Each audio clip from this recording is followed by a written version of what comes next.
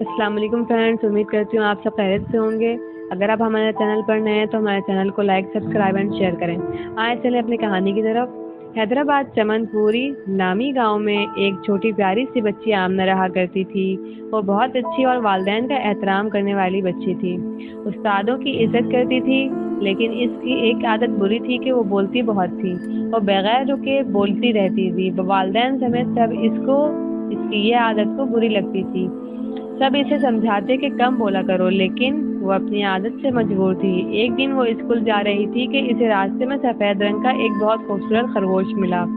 آمنہ نے اسے گود میں اٹھا لیا اور اس سے باتیں کرتے کرتے وہ اسے لے کر اسکول چلی آئی۔ اس کے سارے ہم جماعت خرگوش کو دیکھ کر بہت حیران ہوئے۔ استانی صاحبہ کلاس میں داخل ہوئی اور خرگوش کو دیکھ کر پوچھا، یہ خرگوش کون لے کر آیا ہے؟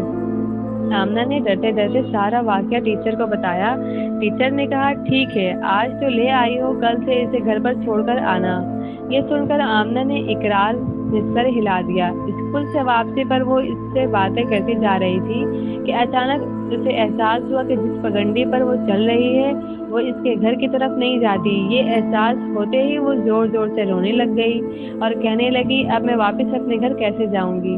اچانک وہ خرگوش ایک خوفناک دیو بن گیا اور بولا، آخر مجھے وہ بچی مل ہی گئی جو بہت بولتی ہو۔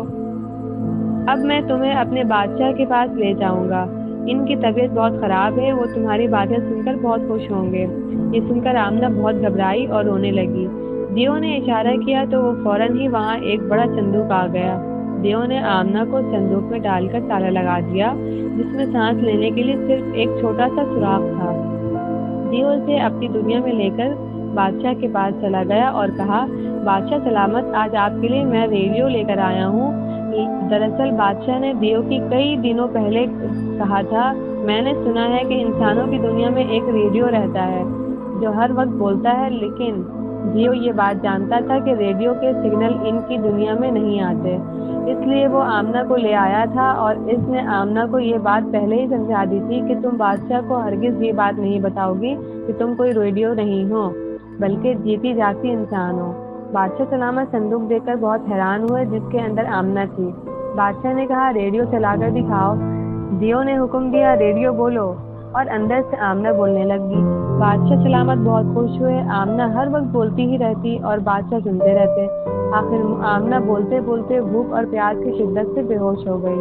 بادشاہ سلامت نے دیو کو بلایا اور کہا، یہ ریڈیو چلتے چلتے بند ہو گیا۔ دیو گھبرا گیا اور کہا، کوئی بات نہیں بادشاہ سلامت، میں ابھی اسے ٹھیک کر کے لا دیتا ہوں۔ دیو آمنہ کو اسی پگڈنڈی پر لے آیا جہاں سے اس نے اسے اٹھایا تھا۔ اس نے صندوق کھولا تو دیکھا کہ آمنہ کی آنکھیں بند تھیں اور اس کا رنگ پیلا ہو گیا تھا۔ دیو نے پانی کے چھینٹے اس کے منہ پہ مارے تو وہ ہوش میں آ گئی۔ دیو نے اسے کھانا کھلایا، پانی پلایا اور کہا، دوبارہ اس صندوق میں لیٹ جاؤ، لیکن آمنہ زور زور سے رونے لگی۔ اچانک اسے بستی کا ایک آدمی اپنی طرف آتا نظر آیا۔ وہ دوڑ کر اس کے پاس پہنچی اور اس سے کہا، دیکھو وہ دیو مجھے اغوا کرنا چاہتا ہے۔ آدمی نے اس طرف دیکھا تو وہ وہاں نہ کوئی دیو تھا اور نہ کوئی صندوق۔ اس آدمی نے اسے گھر تک پہنچا دیا۔ اس واقعے کے بعد آمنہ بہت کم بولتی ہے، یعنی صرف ضرورت کے وقت بات کرتی تھی۔ اب سب اس سے پہلے بھی زیادہ پیار کرنے لگے۔